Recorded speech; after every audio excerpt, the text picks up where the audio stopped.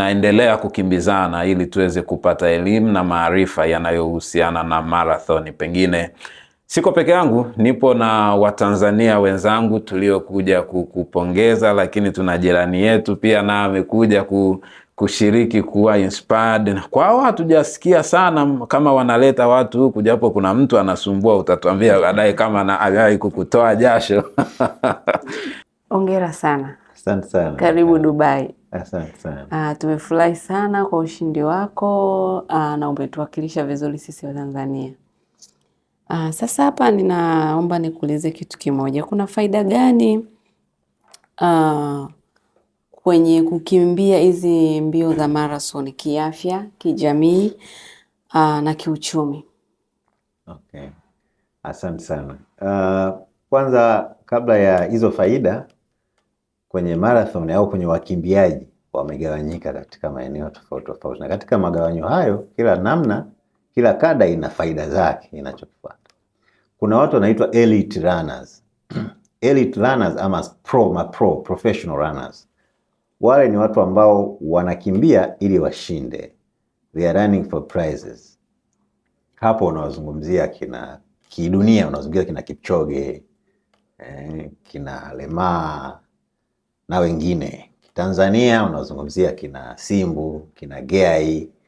Wale ni elite runners. Sasa elite runners wale wanamaliza full marathon au kilomita 42 isizidi masaa 2 na dakika 20 na kitu hapo kwa wanaume, mpaka masaa 2 na nusu maximum. Kwa wanawake wanaweza kwenda mpaka masaa 2 na dakika 40, 2 na dakika 35. Alafu baada ya maalight hao kuna kuja wimbi la watu wanaitwa social runners. Social runners wao wanakimbia kwa hasa vitu vikubwa vitatu. Anaweza akachagua kimoja hapo au akakimbia kwa vyote. Ndio hivyo unaovitaja. Akarun kwa ajili ya afya, akakimbia kwa ajili ya jamii, social, akakimbia kwa ajili ya networking, kwa maana ya kiuchumi, nako kuna namna yake. Kwa hiyo wale elite wamekaa sana kwenye kiuchumi, kwa sababu wale tunasema wanaishi ili wakimbie. Yaani maisha yao ili wakimbie. Sio, unaelewa tofauti hiyo? Ndio. Sio wanakimbia ili waishi. Sisi tunakimbia ili tuishi. Yaani mimi nakimbia ili niwe na afya njema. Yule anahakikisha ana afya njema ili akimbie. Wow. Unaona hiyo tofauti kubwa? Hao ndio tofauti kubwa ya social runners na elite runners.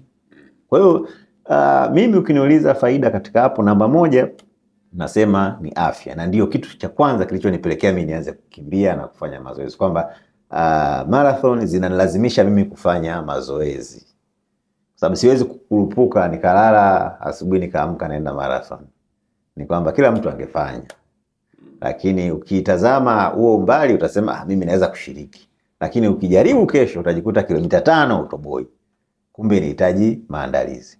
Kwa hiyo nakimbia ili niwe na afya, kwa maana nitaondoa some waste, nitatoka jasho, mazoezi ya viungo, nitafanya kwa kiafya, automatically nitakuwa fit, nitakuwa vizuri. Kwa hiyo ninapata faida hiyo namba 1. Lakini namba 2 napata faida ya social. Social kwa maana naweza nikakutana, social na networking in general. Naweza nikakutana kama hapa sasa nimekutana na madiaspora ambao mpo huko Dubai. Bila kukimbia leo hii mimi wewe nisingefufuta wapi? Yes. Tungefahamiana wapi? Sisi ndio wana Justus tumekutana huko Tanzania, lakini hatukuwa na ukaribu huu baada ya mimi kuanza kuja huku kwenye hizi marathon.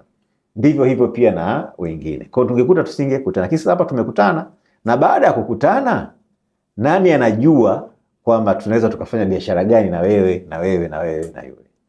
Inawezekana. Kiuchumi. Unakuja ina cement hapo juu yake. Kwa hiyo wanasema mtembea bure si sawa na mkaa bure. Kwa hiyo mimi nitakuja kwa ajili nifanye mazoezi, lakini katika mazoezi yale nita socialize. Sasa hata nilipomaliza pale marathon kuna watu tumepigana picha ni wa Zambia, kuna watu wa South Africa, tuna exchange some number za simu. Kuna siku nitaenda kukimbia marathon fulani, niambia unaenda hivi, utajikuta kuna kitu fulani anacho, atasema tunaweza tukafanya kitu fulani Tanzania, tukafanya kitu fulani. Kwa hizo ndio kwa ujumla faida ambazo unaweza ukazipata kiurahisi kabisa kwenye marathon. Afya, unakuwa uko sawa sawa. Social networking, unakutana na watu mbalimbali, lakini pia unafahamu mazingira.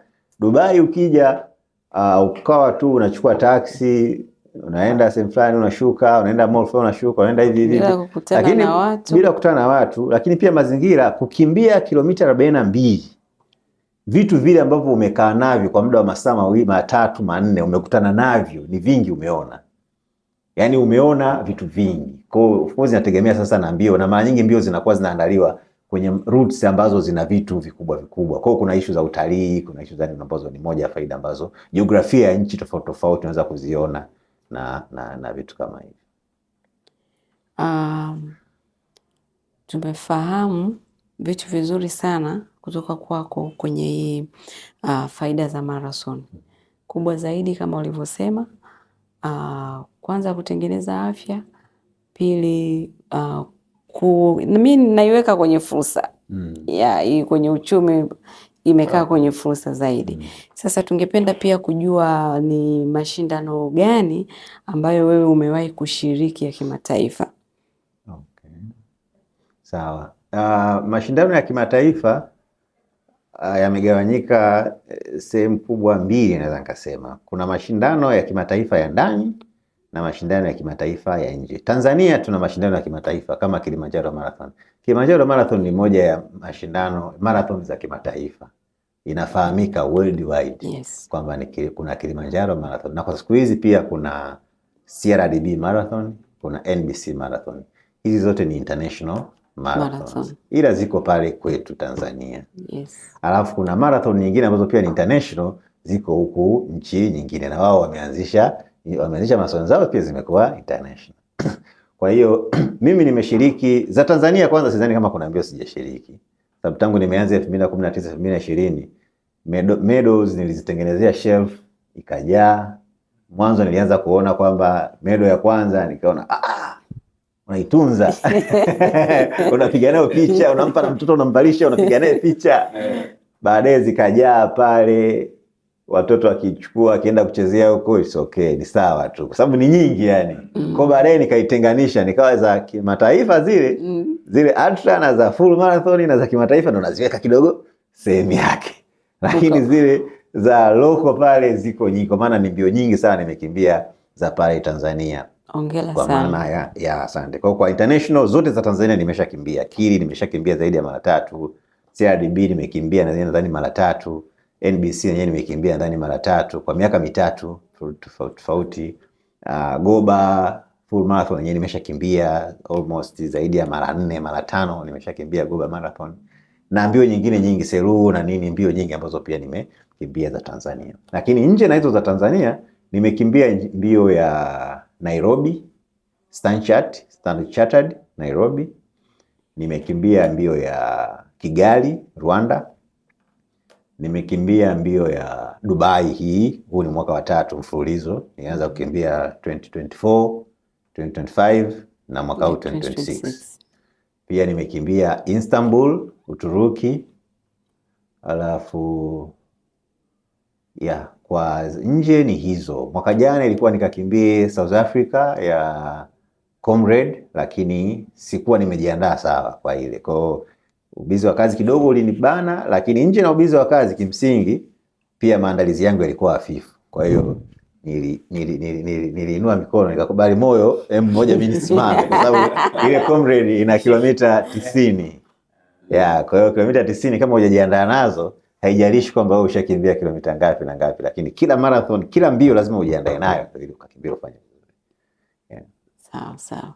Nashukuru sana kwa ufafanuzi huo. Nafikiri kwa wale ambao wanapenda kuanza kukimbia, kwa ufafanuzi toka umeanza kutufafanulia, watapitia huu ushauri na maneno yako, nafikiri nao wanaweza kuanza kama ulivyoanza wewe na kufika hapo ulipofika. Nashukuru sana. Wow, asante sana. Tumepata kujifunza tofauti na faida zilizopo. Tumeongelea pia aina ya mashindano ambayo umeshiriki. Umetaja idadi ya medal kwamba mpaka umeanza kutenganisha, kuzigawa kwa makundi. It's a very fantastic thing. Kwa tunakupongeza, tunakushukuru kwa kuwa tayari kushare na sisi, lakini pia kwa kushare na mtazamaji kile ambacho umeshafanya.